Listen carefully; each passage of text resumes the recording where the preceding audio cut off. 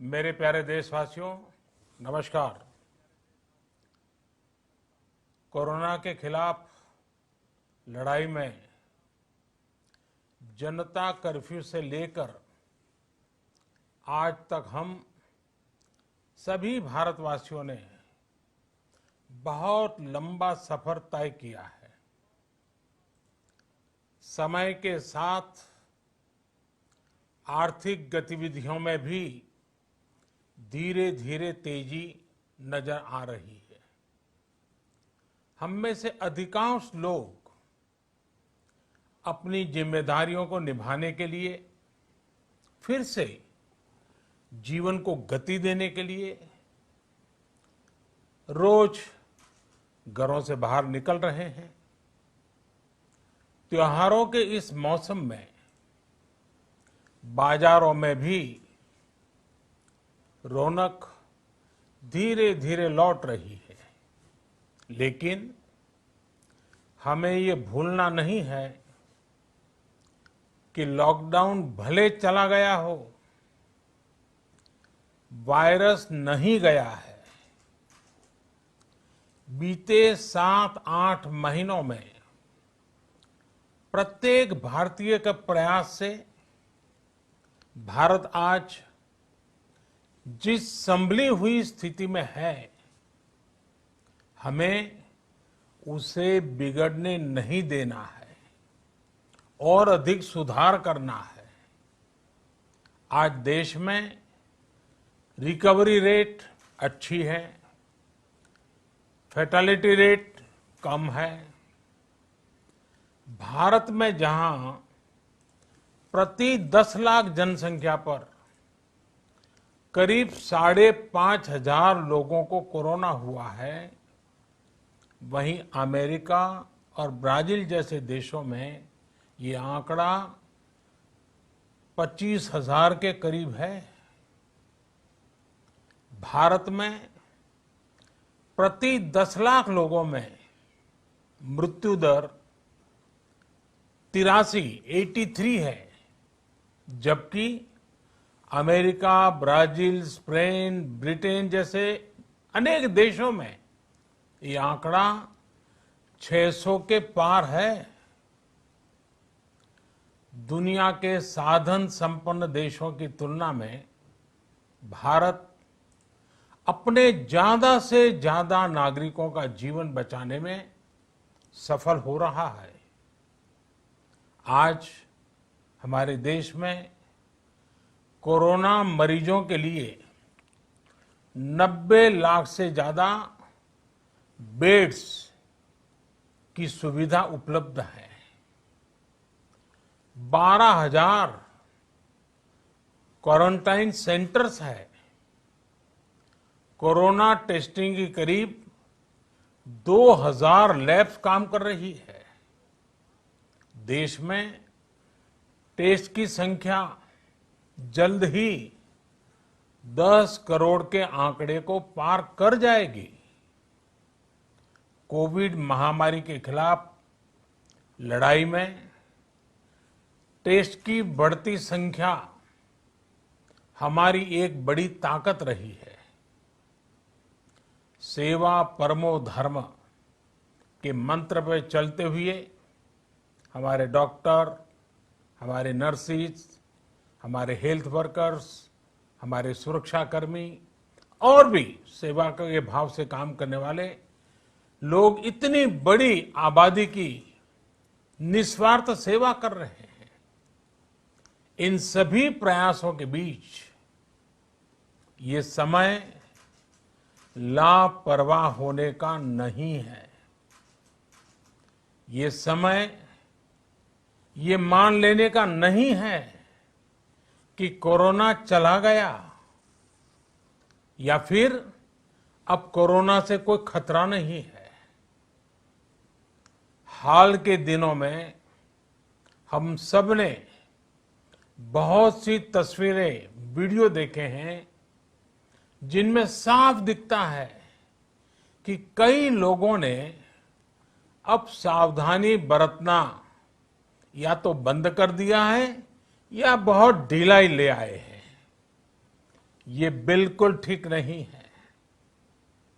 अगर आप लापरवाही बरत रहे हैं, बिना मास्क के बाहर निकल रहे हैं, तो आप अपने आप को, अपने परिवार को, अपने परिवार के बच्चों को, बुजुर्गों को उतने ही बड़े संकट में डाल रहे हैं। आप ध्यान रखिए, आज अमेरिका हो या फिर यूरोप के दूसरे देश, इन देशों में कोरोना के मामले कम हो रहे थे, लेकिन अचानक से फिर से बढ़ने लगे हैं और चिंताजनक वृद्धि हो रही है। साथियों, संत कबीरदास जी ने कहा है, पक्की खेती देखी के गर्व किया किसान, अजहू जोला बहुत है, घर आवे तब जान। अर्थात कई बार हम पकी हुई फसल देखकर ही अति आत्मविश्वास से भर जाते हैं कि अब तो काम हो गया, लेकिन जब तक फसल घर न आ जाए तब तक काम पूरा नहीं मानना चाहिए। यही कबीरदास जी कह के गए हैं। यानी जब तक सफलता पूरी न मिल जाए, लापरवाही नहीं करनी चाहिए। साथियों, जब तक इस महामारी की वैक्सीन नहीं आ जाती, हमें कोरोना से अपनी लड़ाई को रत्ती भर भी कमजोर नहीं पड़ने देना है। बरसों बाद हम ऐसा होता देख रहे हैं कि मानवता को बचाने के लिए युद्ध स्तर पर पूरी दुनिया में काम हो रहा है। अनेक देश इसके लिए काम कर रहे हैं। हमारे देश के वैज्ञानिक भी वैक्सीन के लिए जी जान से जुटे हैं। भारत में अभी कोरोना की कई वैक्सीन पर काम चल रहा है। इनमें कुछ एडवांस स्टेज पर है, आशास्पद स्थिति दिखती है। साथियों, कोरोना की वैक्सीन जब भी आएगी, वो जल्द से जल्द प्रत्येक भारतीय तक कैसे पहुंचे, इसके लिए भी सरकार की तैयारी जारी है। एक एक नागरिक तक वैक्सीन पहुंचे, इसके लिए तेजी से काम हो रहा है। साथियों, रामचरितमानस में बहुत ही शिक्षाप्रद बातें हैं, सीखने जैसी बातें हैं, लेकिन साथ साथ अनेक प्रकार की चेतावनियां भी हैं। जैसे रामचरितमानस में बहुत बड़ी बात कही गई है, रिपु रुज पावक पाप, रिपु रुज पावक पाप, प्रभु अहि गनीय न छोट करी। अर्थात आग, शत्रु, पाप यानी कि गलती और बीमारी, इन्हें कभी छोटा नहीं समझना चाहिए। जब तक इनका पूरा इलाज न हो जाए, इन्हें हल्के में नहीं लेना चाहिए। इसलिए याद रखिए, जब तक दवाई नहीं, तब तक ढिलाई नहीं। त्योहारों का समय हमारे जीवन में खुशियों का समय है, उल्लास का समय है। एक कठिन समय से निकलकर हम आगे बढ़ रहे हैं। थोड़ी सी लापरवाही हमारी गति को रोक सकती है, हमारी खुशियों को धूमिल कर सकती है।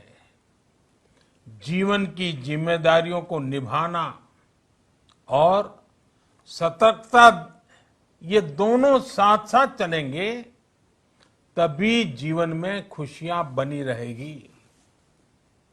2 गज की दूरी, समय समय पर साबुन से हाथ धुलना और मास्क लगाना, इसका ध्यान रखिए।